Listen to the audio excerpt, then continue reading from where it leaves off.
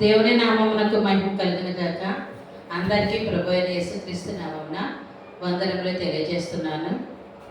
పరిశుద్ధ గ్రంథంలో నుండి పరమగీతాల పుస్తకం 2వ అధ్యాయము 2వ వచనం చదువుకుందాం. బలిరక్కస చెట్లలో వల్లె పద్మం కనబడినట్లు స్త్రీలలో నా ప్రియురాలు కనబడుచున్నదని వాక్య భాగంలో మనకు కనిపిస్తుంది. ఈ యొక్క పరమగీతాల పుస్తకమును ఎంతో జ్ఞానవంతుడైన సొలొమోను రాసినట్లు మనకు కనపడుచున్నది.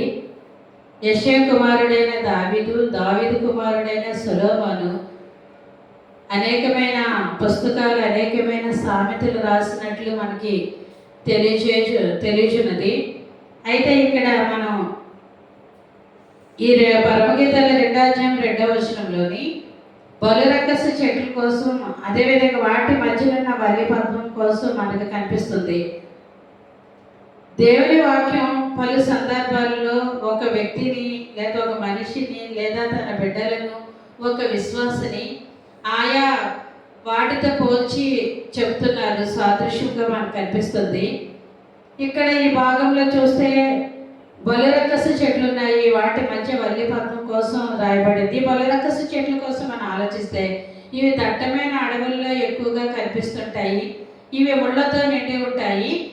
అయితే ఈ బలిరక్కస చెట్లు చూస్తే ఎవరికైనా ఇబ్బందిగా, కష్టంగా, బాధను కలిగించేదిగా, ముళ్ళు షార్ప్గా ఉండడం వల్ల అదొక ప్రమాదాన్ని కలిగించేదిగా మనకు కనిపిస్తుంది.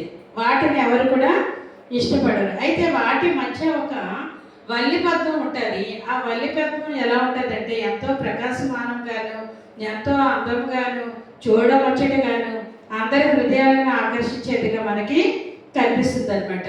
అయితే దేవుడు తన యొక్క వాక్యంలో ఈ బలిరక్కస చెట్లలో అంటే ఈ లోకాన్ని పోల్చవచ్చు. ఎందుకంటే ఈ లోకంలో ఒక విశ్వాస జీవితానికి, ఒక క్రైస్తవ జీవితానికి అనేక శ్రమలు వస్తుంటాయి, శోధనలు వస్తుంటాయి, అనేకమైన ఇబ్బందులు కలుగుతూ ఉంటాయి. చాలామంది అనుకుంటారు క్రైస్తవ్యం అంటే ఏదో పూలపాలు అనుకుంటారు, కానీ ఇది ముళ్ళబాటు అని మనకి తెలియచున్నది. ఈ ముళ్ళబాటులో అనేకమైన సమస్యలు, ఎత్తుపల్లాలు కనిపిస్తుంటాయి, అనేకమైన ప్రతికూల పరిస్థితులు ఎదురవుతుంటాయి. అయితే వాటి మధ్యలో విశ్వాసం ఏ విధంగా జీవించాలి, విశ్వాసం ఏ విధంగా ప్రకాశమానంగా ఉండాలి, విశ్వాసైన వారు ఏ విధంగా వాటిని జయించి ముందుకు కొనసాగాలో అనేది మనకు ఈ పరిశుద్ధ గ్రంథంలో పలుమార్లు తెలియజేస్తున్నాయి. అయితే ఈ బలిరక్కస చెట్లలో వల్లి పద్మం అనే ఈ అంశం మీద కొంతమంది స్త్రీలు కూడా పరిశుద్ధ గ్రంథంలో నుంచి మనం రాను ఒక్కొక్కరి కోసం ధ్యానం చేద్దాం. ఈరోజు ఈ బలిరక్కస చెట్లలో అనగా దేవుడు ఏం చేస్తాడంటే ప్రతి మనిషికి, ప్రతి విశ్వాసకి కూడా ఒక పాఠాన్ని నేర్పించాలని, లేదా ఒక ఉన్నత స్థాయి నుంచి ఒక ఎత్తైన స్థాయికి నడిపించాలని, ఒక ఉన్నత ఉద్దేశంతో ఆయన అందరినీ కూడా ఆశీర్వదించాలని ఇష్టపడతాడు. అయితే ఆశీర్వాదాలు ఊరికనే వస్తాయి అంటే రావు. ఆశీర్వాదాలు పొందుకోవాలంటే వాటికి ముందుగా దేవుడు కొన్నిసార్లు పరీక్ష పెడుతుంటాడు. ఆ పరీక్షలో ఎవరైతే విజయాన్ని సాధిస్తారో అటువంటి వారికి దేవుడు గొప్ప ఆశీర్వాదాలు కలుగజేస్తాడు. పరిశుద్ధ గ్రంథం అంతా మనం చూద్దాం. ఎక్కడ చూసినా సరే, ఏ వ్యక్తిని చూసినా సరే, వారి ముందు ఒక శోధనలు కానీ, సమస్యలు కానీ, కష్టమైన పరిస్థితులు కానీ మనకు కనిపిస్తున్నాయి. అయితే వాటిని జయించిన వారు ఎంతో ఉన్నతమైన స్థితిలో, ఒక ఎత్తైన స్థితిలో, ఒక అందమైన జీవితం కలిగి ఉండినట్లు మనము చూడగలం పరిశుద్ధ గ్రంథంలో. అదేవిధంగా దేవుడు ఏం చేస్తాడంటే నలిపి పరిమళింప చేసే దేవుడు. ఒక పుష్పాన్ని మనం తీసుకుందాం, ఆ పుష్పం నాపబడితే కానీ దానిలోనున్న సువాసన బయటికి రాదనమాట. ఈరోజు ఎంతోమంది అనేక మంది పెర్ఫ్యూమ్స్ వాడుతున్నారు. అవి ఎంతో సువాసన, అది మనసుకు ఎంతో ఆనందాన్ని కలిగిస్తుంది కదా. అయితే అటువంటి సువాసన వెదజల్లాలంటే ఆ పువ్వులు మనకి నలపబడాలి. ఆ నలపబడిన తర్వాత వచ్చిన ఆ యొక్క సువాసన అప్పుడు వెదజల్లబడుతుంది. ఇంకా చూసినట్లయితే దేవుడు ఎలాంటి వాడంటే విరచి ఆశీర్వదిస్తాడంట. మన దేవుడు ఎలాంటి వాడండి? విరచి ఆశీర్వదించే దేవుడు ఆయన. నిజమే. మనం చూసినట్లయితే 5 రొట్టెలు 2 చేపల కోసం పరిశుద్ధ గ్రంథంలో రాయబడింది. ఆయన ప్రజలకు ఇవ్వాలనుకుంటే ఒక్కొక్కరికి ఒక్కొక్క రొట్టెగా ఇవ్వచ్చు. కానీ యేసయ్య ఏం చేశారంటే 5 రొట్టెలు 2 చేపలు చేత పట్టుకొని కృతజ్ఞతాస్తుతులు చెల్లిస్తూ ఆ యొక్క రొట్టెను విరిచాడంట. ఎప్పుడైతే ఆ రొట్టె విరవబడిందో అప్పుడే ఆ యొక్క రొట్టెలో నుండి అనేక మంది ప్రజలకు ఆహారము సమృద్ధిగా కలిగినట్లు పరిశుద్ధ లేఖనంలో మనం చూస్తున్నాం.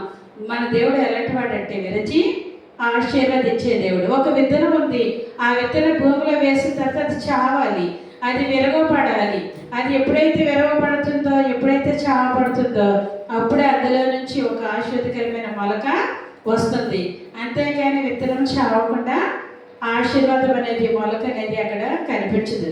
తర్వాత మనం చూసినట్లయితే దేవుడు శూన్యంలో నుండి సమస్తాన్ని చేశాడు. ఆదికాండము మొదటి వచనంలోంచి చూస్తే ఆదికాండంలోనే దేవుడు చెప్పాడు ఏంటంటే శూన్యమంతి, ఆ శూన్యంలో నుండి సమస్తాన్ని కూడా దేవుడు కలిగించినట్లు పరిశుద్ధ లేఖనాలు మనకు తెలియజేస్తున్నాయి. శూన్యంలో నుండి ఈ సమస్తాన్ని కూడా ఈ దినాన్ని మనకు అవసరమైనది ప్రతిదీ కూడా ఎంతో అందమైన ఈ సృష్టిని దేవుడు చేశాడు. ఎంతో అందమైన మానవులు చేశాడు. ఎంతో ఆనందాన్ని సంతోషాన్ని కలిగించే చక్కని ప్రకృతిని దేవుడు చేస్తున్నాడు. కాబట్టి నిజంగా మన దేవుడు ఎంతో శూన్యంలోన ఎంతో అందమైన సమస్తాన్ని సృష్టిని కూడా ఆయన సృజించి ఉన్నాడు అనమాట. అయితే ఈ రోజుల్లో మనం ఏం చేస్తుంటామంటే బొలరక్కస చెట్లు చూసి బాధపడుతుంటాం. ఈ ముళ్ళ వల్ల సమస్యలు ఏంటి, సమస్యలు ఏంటి, ఏంటి శోధనలు ఏంటి, ఏంటి బాధలు, ఏంటి కష్టాలని మనం బాధపడుతుంటాం. అయితే దేవుడు అంటున్నాడు వాటిలోనే నీ ప్రత్యేకత చూపించాలి. ఆ యొక్క శోధన మధ్యలో మన యొక్క విశ్వాసాన్ని కాపాడుకోవాలి.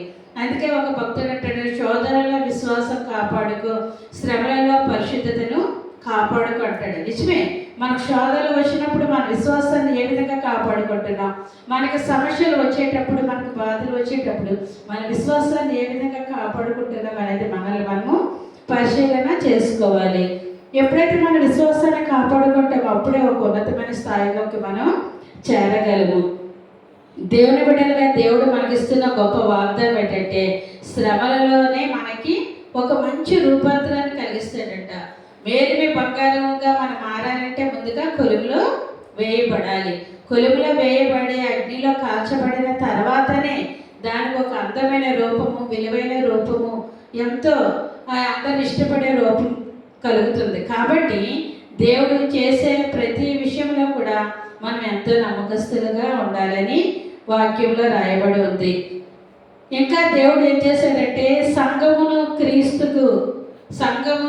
క్రీస్తుకున్న సంబంధాన్ని తెలియజేస్తూ ఉన్నారు. సంఘం ఉంది కదా, సంఘం ఎవరి కొరకంటే క్రీస్తు కొరకు ఎదురు చూసేదిగా, క్రీస్తును ఆకర్షించేదిగా. ఎందుకంటే మన క్రీస్తు, మన దేవుడు వరుడై ఉన్నాడు.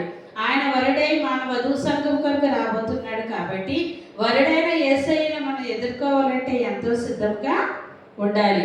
ఎప్పుడైతే మనం సిద్ధపడతామో, ఆ వరుడైన యేసుక్రీస్తుని మనం ఆకర్షిస్తామో, ఆయన వరకు మనం ఎప్పుడైతే ఎదురు చూస్తూ ఆయన రాకడ కోసం కనిపెట్టుకుని ఉంటామో అప్పుడే ఆయన మనల్ని ఆ పరలోక రాజ్యంలో ప్రవేశింప చేయడానికి, అక్కడ మన కొరకు సిద్ధపరిచిన స్థలాన్ని ఇవ్వడానికి ఆయన ఇష్టపడుతున్నాడు. ఎదురు చూపులోనే ఎంతో మనకి ఆశీర్వాదం ఉన్నట్లు మనం ఈ వాక్యాలలో చూడగలం.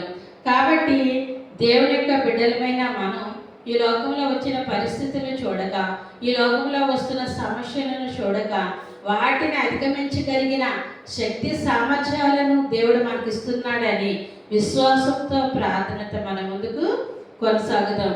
ఒక ఆయన అంటారు కదా, ఒక భక్తుడు చెప్తున్నాడు ఏంటంటే నీ సమస్య ఏంటో నువ్వు దేవుడికి చెప్పక, కానీ నీ దేవుడు ఎలాంటి వాడు నీ సమస్యకు చెప్పని ఒక భక్తుడు చెప్తున్నాడు. నిజమే, నాకు ఈ సమస్య వచ్చింది, బాధ వచ్చింది, కష్టం ఉంది, కన్నీరు ఉందని మనం ప్రతి క్షణం దేవుడికి చెప్తుంటాం. ప్రభువా నా కష్టాలు, నా కన్నీరు తొడవండి, నా బాధలు తొడవండి అని ప్రార్థన చేస్తుంటాం.